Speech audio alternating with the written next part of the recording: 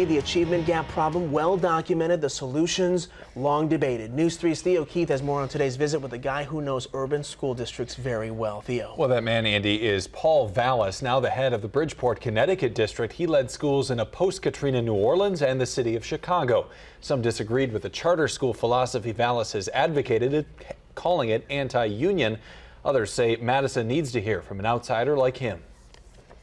None of them are well-rounded, but more relevant. Most can agree the minority achievement gap is a problem and that it won't solve itself. But for years, there's been disagreement on how to fix it. Our community is very divided in regard to solutions to closing the achievement gap.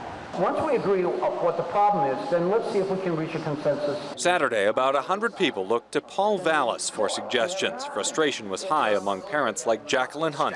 Some of the things that I see are alarming, and I know that there's this educational achievement gap, and I just want to help to come up with some solutions. She's got 9 kids and grandkids in Madison schools and has questions about how the district will help her kids grow. Questions from other parents, at times pointed and heated.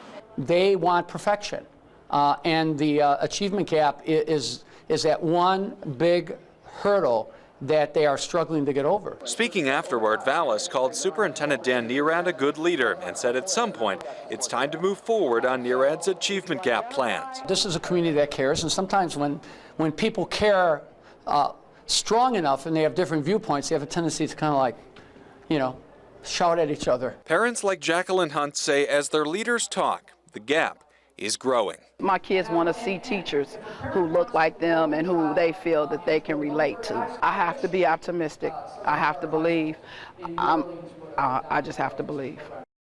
And those are just concerns on the achievement gap. Vallas also has a number of other ideas. They include increasing instructional time, overhauling standardized testing, and hiring elite minority teachers by seeking them out at minority colleges. The Boys and Girls Club put together the event.